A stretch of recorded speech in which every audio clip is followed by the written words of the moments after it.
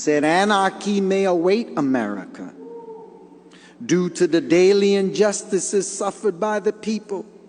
There really can be no peace without justice. There can be no justice without truth. And there can be no truth unless someone rises up to tell you the truth. Well, one has risen to tell us the truth. But have we listened to the man of truth? He said, if we don't make earnest moves towards real solutions, then each day we move one day closer to revolution and anarchy in this country. He said, this is sad and yet potentially joyous state of America. She stands at the doorway of disaster and yet at the threshold of unlimited progress. But that was 31 years ago. And he said it all depends on who is going to guide the country and what kind of guidance he or she will give. The time does not demand a hypocritical approach to solving problems. The time demands sincere commitment to the principles of truth and justice. Who of the presidential candidates can save the American people from the wrath of God? Many of us are heavily involved in politics. Yes, we are. Heavily invested in the election. So here is what your brother Elijah Muhammad said in the 60s, which is for today. He said from his monumental book, Fall of America, this election is one of the most serious in the history of the American government because either party that seeks the office of presidency is faced with the problem of saving the lives of the people of America. If the present party, Democrat, remains in office, you know the answer. If the Republican Party takes over, you should know the answer. He said there will be a lull before the storm. He said the storm can be delayed. And every hour and day that it can be delayed is to your benefit. He said the black man of America has been privileged by the slave master's children for the last century to vote for whites for the offices to judge and rule. And this freedom to vote has made the black man in America feel very dignified and proud of himself. I don't think he said it like that. He goes to the polls very happy to vote for a white ruler. Today, he's gradually changing to a desire to vote for his own kind for such offices of authority.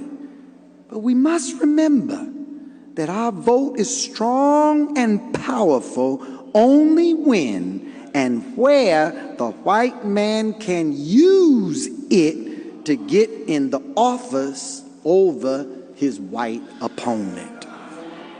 After the election and the victory, there are few favors that come from his office to the black voters who helped him and aided him in getting in the office.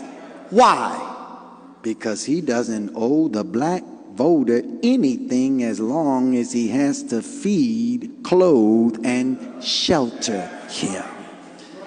He said the black vote could be cast or not cast. The white citizens of the government are going to win and continue to rule anyway. There's much talk of this man and that man and who shall the vote of the people put in the White House for the next 4 years. How much good have the two parties, Republican and Democrat, done for us for the last century in the way of freedom, justice, and equality? Elijah Muhammad said, regardless of what party wins, the die is always set against us, black people in America. He said, injustice, crooked politics, and the breeding of corruption under crooked politics have been practiced ever since Adam to the present day rulers. And he said Adam was the first crook. There has not been justice for the black man in this race of people, and this is why the race suffers from the effect of chaos today.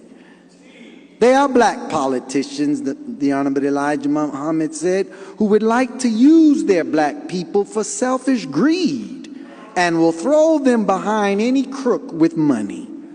Black politicians of this type have sold their black brothers to suffering and shame for self-elevation with the crook.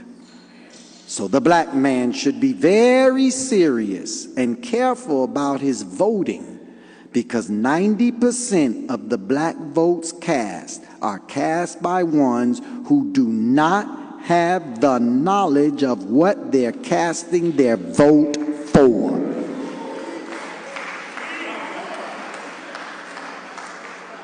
I still say Elijah Muhammad, as I have said for many years, vote for God to be your ruler and come follow me.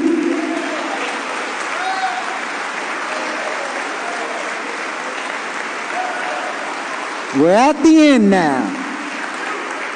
Peace, peace, peace and blessings. Assalamu alaikum. Just wanted to drop a couple of little tablespoons. That is a clip from NOI Sundays, but there's also a clip from the Final Call Instagram page. So I just got it from there and wanted to repost it here and whatnot. But as you can see, directed towards our family that's kind of wrapped up in politics, and kind of see that as a source of salvation or whatever, for lack of better words right now. But hey man, I just wanted to give y'all a little something for those of us that miss NOI Sundays, and to not leave the NOI out the equation of what's going on, because Honorable Elijah Muhammad told us a lot about this stuff early on, and the minister continued to tell us. So, but I ain't holding here long, man. Y'all be safe, be blessed, and I'll tap back in with y'all later. Peace.